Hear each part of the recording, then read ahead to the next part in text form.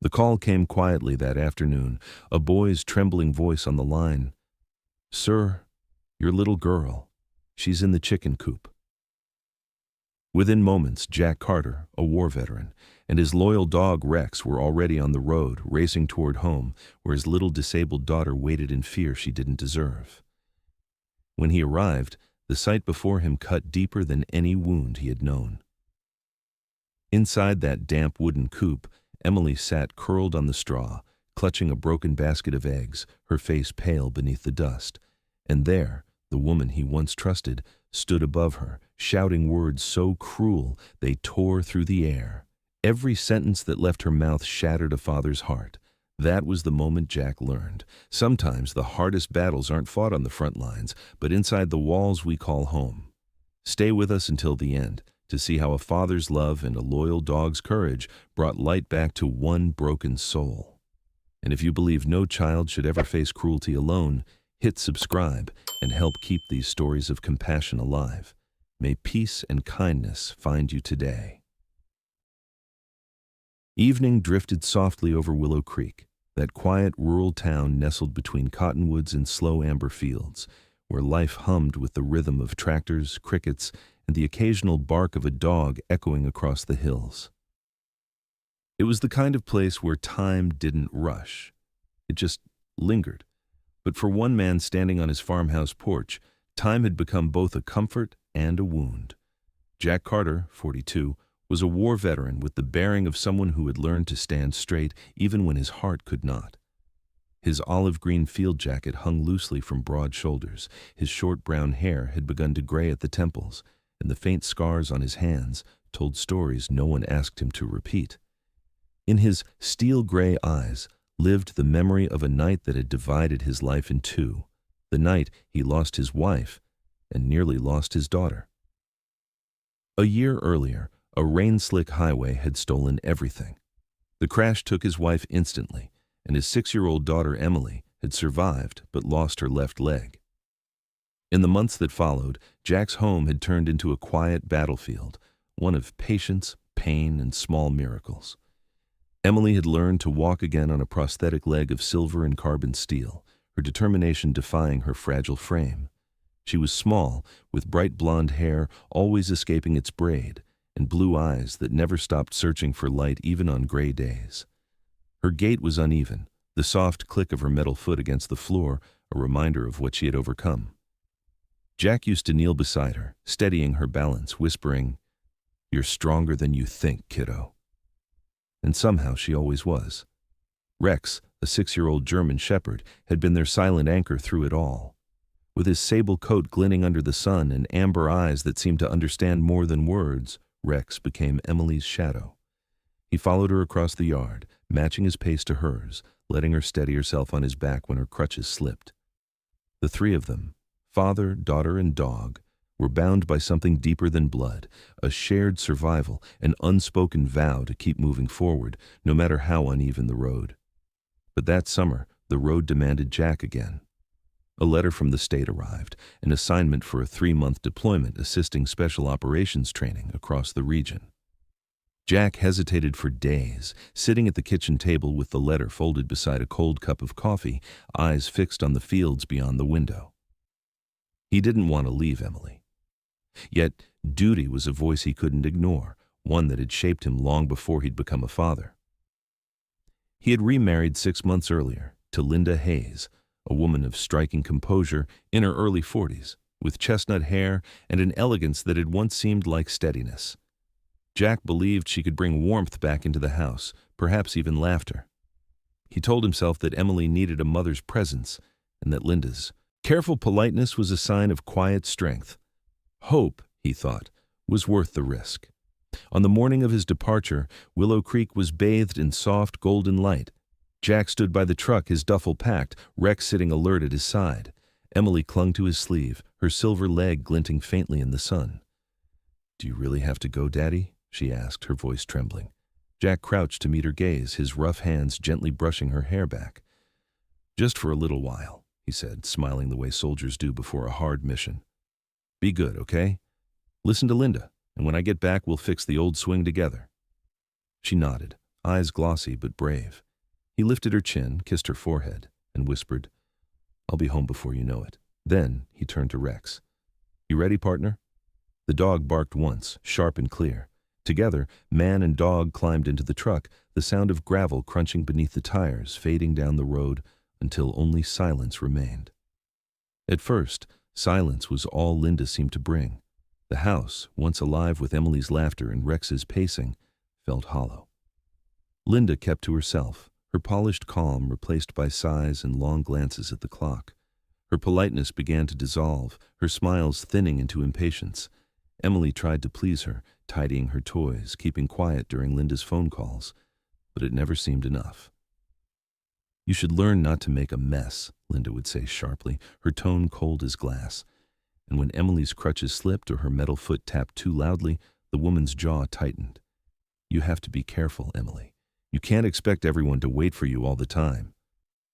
Those words, meant as correction, carried something heavier beneath, a resentment that began to grow like a shadow between them. Weeks passed, and that shadow darkened. Linda began assigning Emily small chores, framing them as lessons in responsibility. It started with dusting shelves, folding laundry, simple things. But soon she sent the child outside to the chicken coop. "You're old enough to help," she said curtly, tossing a small basket into her hands. "Bring in the eggs before breakfast. Maybe you'll learn to be useful." Emily tried, though her balance was uncertain and the ground uneven. The first time she dropped an egg, the look on Linda's face made her flinch. "Clumsy girl," she snapped. "You think life feels sorry for you? Try harder." From that day, collecting eggs became a daily trial. The coop smelled of straw and old feathers, the floor cold beneath her metal foot. Still, she did it, because her father had told her to be good, and because Rex wasn't there to guard her anymore. The neighbors noticed subtle changes. The curtains at the Carter house stayed drawn longer in the mornings. The sound of laughter no longer drifted across the fences. Noah Whitfield, the boy next door, watched from his grandmother's porch. He was Arzway, 8, with sun-browned skin and freckles that deepened in summer. He used to race Emily along the fence line, pretending to be cowboys or explorers. But now, he saw her less often. Sometimes he spotted her through the wire mesh of the coop, moving slowly, her blonde hair catching in the light as she bent down to pick eggs. He wanted to call out, to wave, but something in her posture, her small, rigid shoulders, stopped him. By late September, Linda's indifference hardened into cruelty. One morning when Emily slipped and cracked an egg, Linda's voice cut through the air. "That's the 3rd time this week. Do you enjoy wasting food?" The woman's eyes were sharp, her lips pressed into a thin line. Emily stammered, "I'm sorry, I didn't mean to," but Linda's hand came down, not as a strike, but a shove, hard enough to send the little girl stumbling back onto the straw. "If you can't do something right, maybe you should stay out here until you learn." And with that, she turned, slamming the coop door behind her. The latch clicked, final and cruel. That night was the first Emily slept in the coop. The autumn air had turned cold, and the straw beneath her was damp. She curled up, hugging her knees, the silver of her prosthetic leg catching the faint light from the farmhouse window. Somewhere far away, a train horn echoed.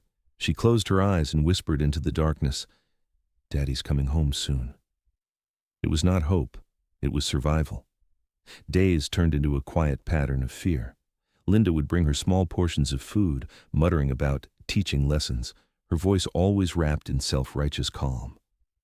The chickens clucked softly, unaware of the cruelty unfolding among them.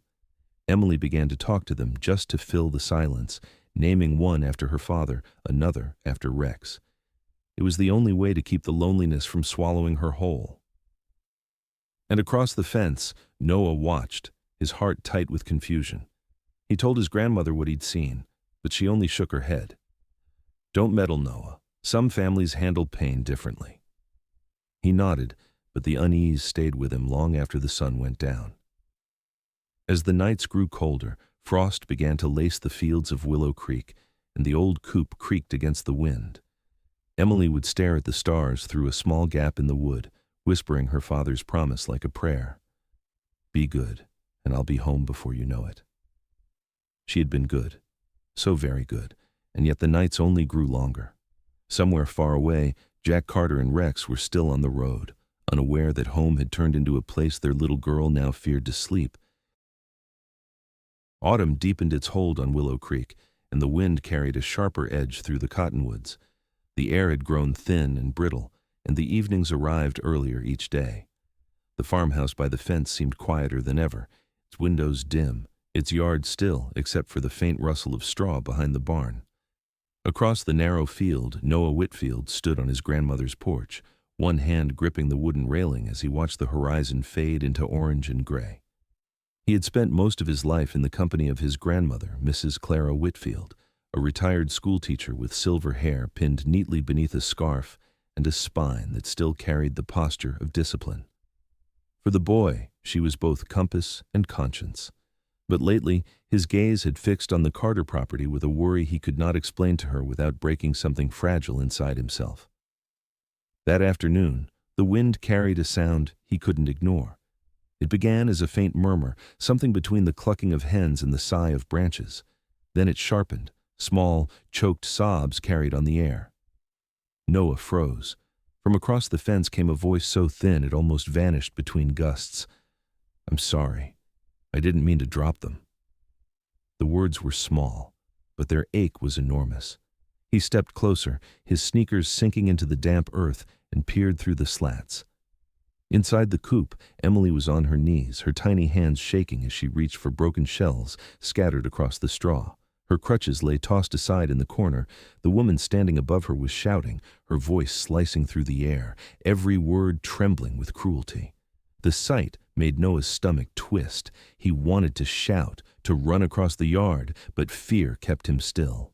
Linda's shadow moved across the small window, her posture sharp and restless. Her voice rose, shrill against the quiet fields. "You think I have time to clean up after you? You're useless. Look at this mess." Emily flinched but said nothing. She only whispered, "I'll fix it, please."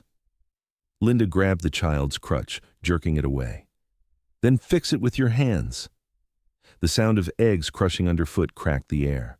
Noah's throat burned, but his legs wouldn't move.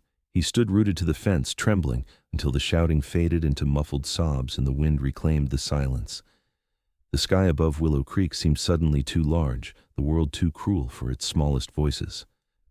When Noah slipped back into the house, his grandmother was knitting by the fire, the soft clack of needles filling the room. Mrs. Clara Whitfield was 68, with steady eyes behind gold-rimmed glasses and a quiet strength born from years of teaching children how to read the world beyond their fears. She looked up when the door creaked. "You're pale, boy. Been running?" she asked. He nodded, unsure what to say. She returned to her knitting, her voice soft but firm. "There's trouble in that house, isn't there?" Noah hesitated. He had seen things before, small moments of unkindness, but this was different. This time, the cruelty had a sound, a weight, and it clung to him like dust. He opened his mouth, then closed it again. Clara watched him quietly, her hands stilling for just a moment, as if she already knew. That night, Noah couldn't sleep. The wind tapped against his window, echoing the small, broken apologies he had heard. He turned over in bed, staring at the ceiling, the image of Emily's trembling hands replaying in his mind. His grandmother's old flip phone lay charging on the kitchen table, its screen dimly glowing.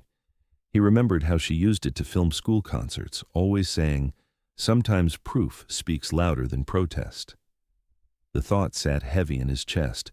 He didn't want to spy, didn't want to make trouble, but something deep inside, something that sounded like Emily's sob, kept whispering that silence was worse. By dawn, he had made up his mind. The next afternoon, Noah waited until his grandmother left for her usual visit to the library. The fields were quiet, the light a muted gold that made even the shadows look tired. He slipped the phone into his jacket pocket and crept toward the fence. The coop was visible through the gap between the trees. He crouched behind a barrel, heart pounding so hard he could hear it in his ears. Inside, Linda's voice was already rising. "You dropped another one, didn't you?" Emily's reply was barely audible. "It slipped." "Slipped?" Linda's laughter was sharp, cruel. "Maybe if you weren't dragging that leg around like a broken doll, things wouldn't slip." The words struck the air like stones. Noah bit his lip, fighting the urge to cry out. He flipped open the phone and pressed the red record button. The screen flickered, capturing fragments: the woman's shadow, the child's small figure on the straw, the glint of sunlight off a metal leg. The sound came clear enough: shouting, the crash of a basket, the sob of a child. Linda's voice filled the recording, sharp and cold. "Pick them up, every single one. Maybe then you'll learn." Emily knelt, hands trembling as she reached for the shattered shells. The crutches lay out of reach, and each movement sent pain through her small body, but she didn't cry out. She only whispered, "I'm sorry. I'll be careful." Noah's hands shook as he filmed, but he didn't stop. He knew what he was doing might get him into trouble, yet it felt less dangerous than doing nothing. When Linda finally stormed out, slamming the door behind her, he ended the recording and sank back against the barrel, gasping. His hands were cold. His heart was hot with anger. That evening, Clara returned home to find him sitting by the table, the phone in front of him, pale and trembling. She read the truth in his eyes before he could speak. "You saw it, didn't you?" He nodded. "I filmed it." The words tumbled out like a confession. Clara reached for the phone, pressed play, and listened in silence. The sounds filled the small kitchen: the woman's rage, the child's apology, the crack of eggshells. When it ended, she sat still for a long moment, her eyes glistening but her jaw firm. "If no one speaks up," she said softly, "evil learns it can win." She reached across the table and took his hand. "We'll do this right, Noah, but we need to think carefully." The boy looked at her, frightened and relieved all at once. For the first time, he realized that courage could begin in the quietest of kitchens. The next morning, the air in Willow Creek was brittle with frost. Clara brewed coffee while Noah sat at the table, the phone between them like an unspoken promise. They both knew the weight it carried. "We'll need to reach her father," she murmured, more to herself than to him. "But how?" Noah frowned, thinking. Jack Carter's name had come up in town often, always spoken with respect, sometimes pity, but no one really knew how to reach him. He was away on duty, somewhere beyond the hills. Clara looked toward the hallway where an old oak cabinet stood, her late husband's filing chest, now filled with letters, records, and old addresses from neighbors long gone. "If he ever gave me a number when they first moved in," she said slowly, "it'll be in there." Noah's heart thudded as she handed him the small brass key. The cabinet creaked when he opened it, releasing a faint scent of dust and paper. Inside were stacks of envelopes, yellowed notes, and old phone directories bound with twine. His fingers moved quickly, flipping through the pages until he found a worn envelope labeled "Carter Family, Willow Creek Road." Inside was a slip of paper in Jack's handwriting, a phone number scrawled next to a badge emblem. He held it up, breath catching. "Grandma," he whispered, "I found it." Clara turned toward him, eyes bright behind her glasses. For a moment neither spoke. The number in his hand felt like a key to something larger than either of them, a doorway between silence and justice, between fear and hope. And as the wind stirred the curtains, Noah knew the next call could change everything. The wind had turned to dust that morning, sweeping across the desert flats like a restless tide, carrying the scent of dry sage and rain that would never come. In a small motel room 2 counties away, Jack Carter was cleaning Rex's collar when the old flip phone on the nightstand began to buzz, a sharp, trembling sound that sliced through the stillness. He almost didn't answer. Duty had trained him to separate signal from noise, to finish what he started before looking back. But something in that vibration, in its persistence, felt different, urgent, human, pleading. He picked it up, his voice steady but cautious. "Jack Carter." The line crackled. Then came a boy's voice, thin and breaking, as if fighting to stay brave. "Mr. Jack, it's Noah. Emily, she's in the chicken coop. She's crying. Miss Linda's yelling at her." For a moment, silence pressed against the walls. Jack's pulse thudded once, hard and final. The kind of silence that soldiers remember before an explosion. He rose from the chair in one motion, the muscles in his jaw tightening. "Where?" he asked quietly, though the answer didn't matter. He already knew. His hand gripped the phone until his knuckles whitened, and Rex, sensing the sudden shift, lifted his head, ears sharp, body poised. "Stay with her, son," Jack said at last, voice low and controlled. Don't go near the house. Do you understand?" The boy whispered yes, and the line went dead. Jack didn't move for a heartbeat. Then everything inside him did. The storm rose as if summoned by him. Within minutes, his duffel was in the passenger seat, Rex beside it, panting with alert anticipation. The sky had turned copper gray, and wind drove fine sand against the windshield in frantic bursts.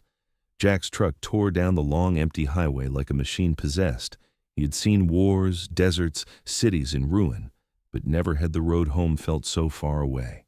The wipers screeched against the dust, the dashboard lights flickering like heartbeat monitors. His thoughts blurred with images. Emily's small hand waving goodbye, the sound of her laughter, the way she'd said, "Promise, Daddy." He had promised, and now he could feel that promise burning in his chest like a wound. Rex growled softly beside him, reading the tension in every breath. His body braced against the jolts of the road. The miles between him and Willow Creek disappeared faster than they should have. Dust storms tore at the horizon, clouds splitting with distant thunder. By the time he crossed the old bridge into town, the light had turned an amber gray, the air heavy and electric. He didn't slow down. The fields on either side blurred into shadows, and the Carter farmhouse appeared like a ghost through the haze, its windows dark, its roof glinting faintly beneath the stormlight. Jack parked without killing the engine. Rex leapt out first, fur rippling, stance alert. There was no need for words. Both of them knew the rhythm of urgency. From inside the yard came the sharp sting of a woman's voice, loud, angry, fraying at the edges. "You useless child, you can't do anything right, can you?" Jack froze, the words hitting like gunfire. He followed the sound past the porch, his boots crunching over gravel, his breath short and steady. The door to the chicken coop stood half open, the dim light flickering inside. Another shout cut through the air. "You think your father's coming back? He should have left you at the hospital?" The words made him move faster. He slammed the door open. The scene before him was worse than he had imagined, yet exactly as he had feared. Emily sat on the cold straw floor, small body trembling, her crutches tossed aside like refuse. A basket of broken eggs lay beside her, their yolks dripping into the dirt. Her hair was tangled, her cheeks streaked with tears, her dress stained with straw and shell. When she looked up and saw him, her eyes widened, disbelief breaking through fear. "Daddy." The word barely made it past her lips before she began to sob. Jack crossed the space between them in 2 strides, dropping to his knees, gathering her into his arms. She clung to him as though he were the last solid thing in the world. Behind him, Linda's voice cracked like a whip. "What do you think you're doing?" She spat, her face pale, her hands trembling, though she tried to hide it. "She needs to learn discipline, Jack. I'm just teaching her how to live in the real world." Her tone wavered, but her eyes burned with defiance. Jack stood, Emily still in his arms, her small head pressed against his shoulder. His voice, when it came, was quiet, too quiet. "You're not teaching her how to live," he said, each word deliberate. "You're teaching her how to be afraid." For a heartbeat, the only sound was the hiss of the storm outside and the faint clicking of Rex's claws on the floor. Then the dog moved forward, placing himself between them. His ears flattened, his body lowered into a stance of restrained warning. The fur along his shoulders bristled, his amber eyes locked on Linda's face. A growl, low and deep, rolled through the coop, the kind that carried both promise and restraint. Linda stepped back instinctively, her mouth tightening. "Call off your dog," she stammered. Jack didn't answer. He didn't have to. Rex's silence said everything. The storm outside grew heavier, rain finally breaking through the dust, splattering against the roof in uneven rhythm. Jack shifted Emily's weight, feeling the tremor in her small body. "It's over," he murmured, more to her than to the woman standing before him. "No one's ever going to hurt you again." Linda's face twisted, anger, guilt, fear, all flickering like shadows across glass. "You think you can just walk back in and take over? You left her here," she snapped. Jack turned to face her fully, his expression hardening into something that belonged more to the battlefield than the home. "I left her in your care," he said slowly, "not in your cruelty." The words hung in the air like a verdict. Rex let out another sharp bark, loud enough to shake the walls. Linda flinched, her hand flying to her chest. For the first time, she looked smaller, the authority drained from her voice. Jack didn't wait for her reply. He adjusted his grip on Emily, the child's small fingers clutching the collar of his jacket, her breath shallow but steadier now. As he stepped past Linda toward the door, Rex moved beside them, his body shielding Emily from view. The woman stood frozen, the storm's wind tugging at her hair, her voice lost beneath the sound of rain and the distant rumble of thunder. Outside, the air smelled of wet earth and electricity. Jack carried Emily through the yard, the mud clinging to his boots, the rain streaking his jacket. Rex followed close, glancing back once at the house, his tail stiff, ears alert. When they reached the truck, Jack set his daughter gently in the seat, wrapping her in his coat. She was shivering, but her tears had quieted. "You're safe now," he whispered. Her head tilted toward his chest, her small hand gripping his sleeve. The stormlight flickered across her prosthetic leg, turning the metal into something almost luminous, like a fragment of courage itself. He looked back toward the house once more. Through the rain-blurred window, Linda's figure was barely visible, pacing, her hands to her head, the outline of a woman undone by her own choices. Jack didn't speak. Some truths didn't need words. Rex climbed into the back seat, shaking off water, eyes never leaving the window. As Jack started the engine, thunder rolled across the hills and the headlights cut through the storm. The road stretched ahead, wet and endless, but this time it led home. The rain had ended by morning, leaving the streets of Willow Creek glazed in silver puddles and the smell of wet dust hanging in the air. The sun, low and hesitant, pushed through a thin veil of clouds, casting long, quiet beams across the police station steps. Jack Carter stood there with his jacket still damp from the storm, a flash drive clutched in his calloused hand. His expression was steady but hollow, the kind of calm that comes only after the breaking point is passed. Inside, Sheriff Harold Davis waited, mid-50s, tall and broad-shouldered, his uniform pressed sharp, his face carved with the weather of long years in service.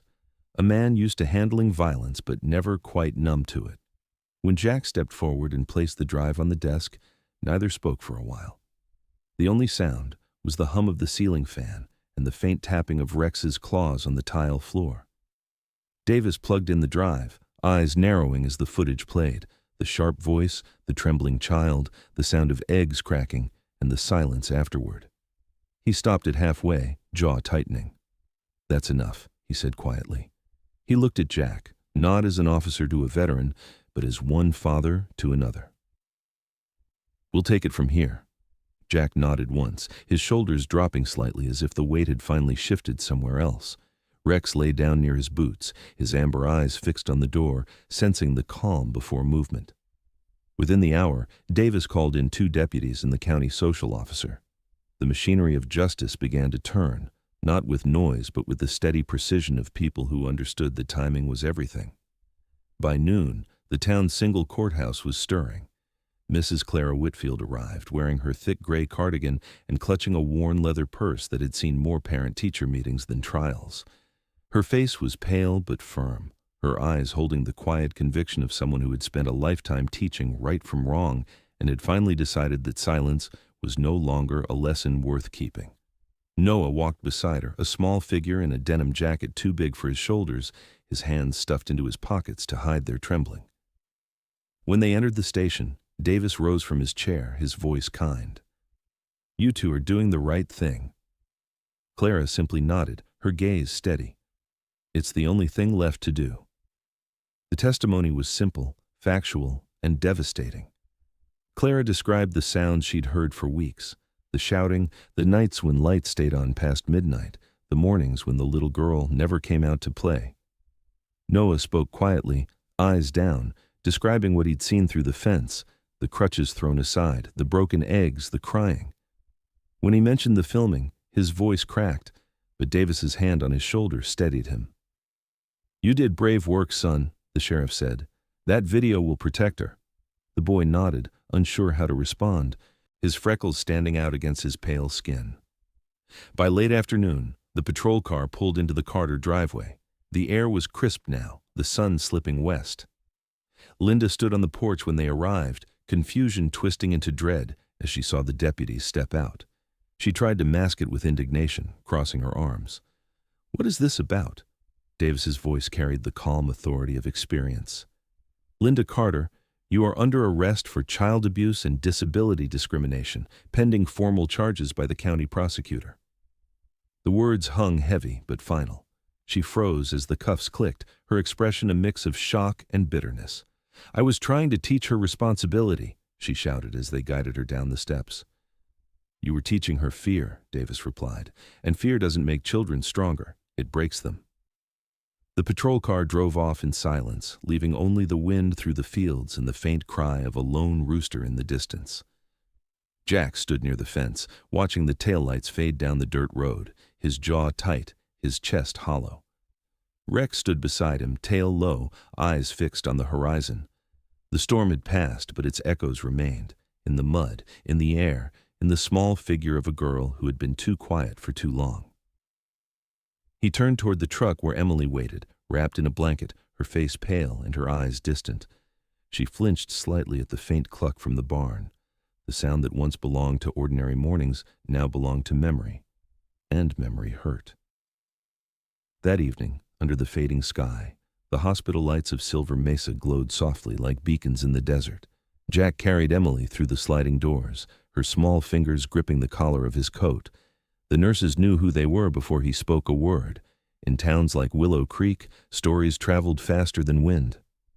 Dr. Irene Collins, a woman in her early 50s with auburn hair and calm, thoughtful eyes, led them into a private room. She spoke gently, the way one speaks to both child and soldier. "She's safe now, Mr. Carter. What she needs most is rest and time." When she tried to examine Emily's leg, the little girl flinched, eyes darting to the corner where shadows moved. Rex, allowed by special permission, padded in and settled at the bedside, his head resting on the blanket. Only then did Emily breathe evenly. Days passed in a rhythm of healing. Each morning, Rex waited by the door of room 204, tail brushing the floor, waiting for permission to enter. When the nurse opened the door, he trotted to the bedside, his paws silent, his presence grounding. He would rest his chin near Emily's hand, his eyes watching her every move. Sometimes she would touch his fur without looking, just to feel something warm and alive. The first time she smiled again, it was faint, a tremor of sunlight through fog. She whispered his name, and his tail thumped once against the floor. Slowly, she began to sleep through the nights without flinching, her dreams no longer filled with shouting or feathers or fear. Outside the hospital, life went on. The story of Willow Creek spread quietly, neighbors whispering in the diner, the church lighting an extra candle for the Carter girl. In the small police office, Sheriff Davis prepared a report while Noah sat on a wooden bench, swinging his legs. Clara stood behind him, a hand on his shoulder, her face proud but restrained. When Davis approached, he held something small in his hand, a bronze badge shaped like a star, its surface engraved with neat letters, Young Courage Award, Town of Willow Creek. He crouched before Noah and pinned it gently to the boy's jacket. "Bravery," he said softly, "isn't about being fearless. It's about standing up when it matters most." Noah looked down at the badge, cheeks flushed, unsure whether to smile or cry. Clara squeezed his shoulder, whispering, "You did good, child." That afternoon, Jack arrived at the station to thank them. His face was tired, lines deeper now, but his voice carried a warmth that hadn't been there for months. He shook Davis's hand, then knelt beside Noah. "You were her hero before anyone else knew she needed one," he said quietly. The boy looked up, eyes wide. "I was just scared," he admitted. Jack smiled faintly. "That's what made it brave." Clara watched, her lips trembling into a small smile. The sheriff turned away discreetly, blinking against something sharp in his throat. Later that day, Jack drove back to the hospital. The sunset had begun to spill over the horizon, the sky painted in strokes of copper and rose.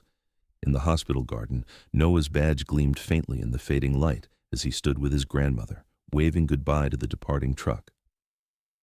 Inside room 204, Emily was sitting up, Rex's head resting on her lap, her fingers combing through his fur. She looked stronger, her eyes clearer. When Jack entered, she lifted her face and smiled, a real one this time. He sat beside her bed, took her hand, and said nothing. There were no words that could carry the weight of relief. Outside, the world was quiet again. He watched his daughter stroke Rex's fur and then glanced toward the window, where the first stars had begun to appear above Willow Creek. Somewhere in the distance, a rooster called, and for the first time, Emily didn't flinch. She simply looked at her father, her voice a whisper. "We're okay now, aren't we?" Jack nodded, his throat tight. "Yeah, kiddo. We're okay." As he sat there, watching the two children who had changed everything, one broken, one brave, he understood that heroism didn't need medals or headlines. Sometimes it was a trembling voice, a kind act, or a small hand reaching for trust again. In that understanding, something inside him finally began to heal.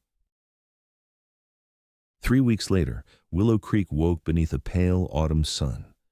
The courthouse stood silent and solemn, its flag barely stirring in the wind. Inside, the trial of Linda Moore, once Linda Carter, unfolded beneath the slow rhythm of justice. The benches were filled with townspeople who had whispered her name for weeks, the same faces that once looked away, now watching every moment. The air carried that peculiar stillness of small-town reckoning, where everyone knew everyone, and every truth came with a price. At the witness stand, Sheriff Davis spoke with calm authority, presenting the video evidence and the medical records from Silver Mesa Hospital. His voice never rose, but the weight of his words filled the room like thunder before rain. Mrs. Clara Whitfield followed, her posture straight despite her age, her voice steady but edged with grief. She spoke not of cruelty but of neglect, the kind that begins quietly, unnoticed, until it hollows out a soul. "We owe it to our children," she said softly, "to notice when kindness leaves a home." Noah sat beside her, his small hands clasped tight, his eyes flicking toward the empty bench where Emily should have been. The boy's recording played next, the trembling sound of fear, the snap of words no child should hear. No one in the courtroom moved, even the clock on the wall seemed to hesitate. When the judge read the verdict, his tone was grave but certain. 6 years in state prison for child abuse and cruelty toward a disabled minor. No one clapped. Justice in Willow Creek was never loud. It was a quiet kind of mercy, shaped by truth and consequence. Linda stood motionless as the sentence fell, her face drained of color, her eyes searching the room for sympathy that wasn't there. The gavel struck once, final and heavy. Outside, the wind shifted, carrying away the last echo of her name. Jack did not attend the trial. He spent that morning at the hospital garden, sitting on a wooden bench beneath a canopy of gold leaves. Emily sat beside him, her prosthetic leg gleaming faintly in the sun, Rex lying at her feet. She was stronger now, though her laughter still came softly, like something rediscovered after a long silence. Jack handed her a small paper cup of lemonade, its rim damp with condensation. "The world's a bit fairer today," he murmured. She looked up at him, eyes bright and clear. "Can we go home now, Daddy?" He smiled, and for the first time in months it didn't hurt to say yes. That evening, they drove beyond the edge of town to a small house nestled against the hill. It wasn't much, white paint peeling, windows overlooking endless green, but it breathed peace. The air was rich with the smell of grass and the distant hum of crickets. Inside, sunlight spilled across the floors, catching the dust in golden threads. Jack opened the back door, and Rex bounded out, nose to the wind, tail high. Emily followed, her steps slow but sure, her crutches clicking, rhythmically against the porch wood. "It smells like summer," she said, smiling. Jack nodded. "It smells like a beginning." In the days that followed, the house came alive. Noah and Clara visited often, bringing jars of honey, fresh bread, and laughter. On warm afternoons, the two children sat beneath the oak tree with storybooks spread across their laps, taking turns reading aloud. Clara's voice drifted from the porch as she coached Emily through the longer words, her patience endless. When Emily faltered, Rex would nudge her gently, earning a giggle that made everyone pause to listen. It was as if the hill itself leaned closer just to hear that sound. Rex became more than a companion. He became her quiet healer. Each morning he followed Emily's steps as she practiced walking without fear, his head tilted, eyes watchful. When her crutch slipped, he would nudge it back toward her with his nose, tail wagging proudly as if to say, "You can do it." Sometimes she fell and laughed, sometimes she cried, but always Rex was there, steady, patient, unshakable. The neighbors began calling him the doctor with 4 paws, and even Jack joked that the dog deserved a uniform. But deep down, he knew Rex had saved them all in ways no one could measure. Jack found a new rhythm too. When the county rescue unit reached out to offer him a position as a K-9 trainer for their search and rescue division, he accepted without hesitation. The job allowed him to stay near Willow Creek, to be home each night, to watch Emily's strength grow. At the training field, he taught other handlers how to read the subtle language of trust between man and dog. "It's not just about command," he told them. "It's about faith, the kind that saves you when words fail." Sometimes Emily and Rex visited, and she'd wave to the recruits, proud that her father was teaching the world what love in service really meant. As winter gave way to spring, Willow Creek bloomed again, the schoolyard filled with laughter, and for the first time, Emily joined in. She walked beside Noah during recess, her silver leg catching the sunlight, the rhythm of her steps no longer uncertain. Rex sat by the fence each afternoon, watching like a guardian angel disguised in fur. Teachers began whispering about the courage of the Carter girl and the boy who had stood up for her, their names quietly becoming symbols of something bigger than their small town. The day of the school assembly arrived under a sky washed clean by rain. The gymnasium buzzed with anticipation, rows of parents seated on wooden benches polished by years of use. Jack stood at the back, arms folded, the smell of chalk and floor polish stirring distant memories of his own childhood. Emily and Noah stood on stage beside the principal, both dressed neatly. Noah in a pressed white shirt, Emily in a pale blue dress with tiny flowers stitched near the hem.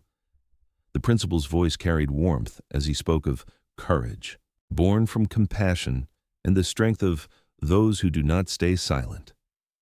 When their names were called, the applause rose like sunlight spilling into the room. Emily took the small medal in both hands, her eyes glancing toward the crowd until they found her father. Jack smiled, pride softening the lines around his face. Beside her, Noah's ears turned red as the badge of Heart of Courage was pinned to his shirt.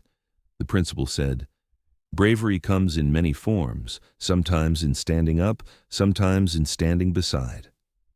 The words drew another wave of applause, but it was the sight of the two children grinning through tears that made the moment timeless. After the ceremony, the four of them, Jack, Clara, Emily, and Noah, walked out into the schoolyard where the air smelled of new grass and rain.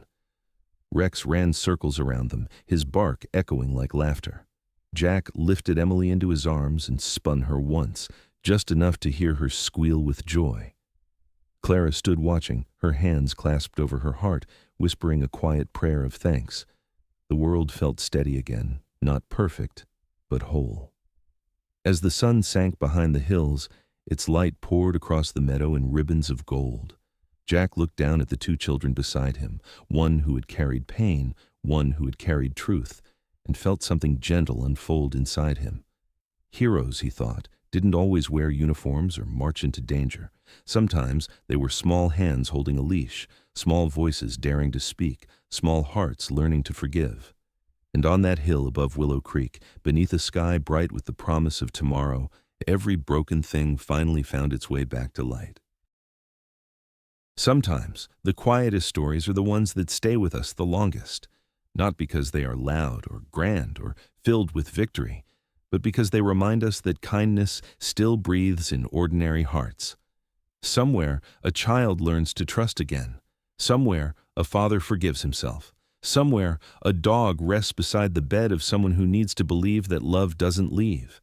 These moments never make the headlines, yet they are the very threads that hold the world together.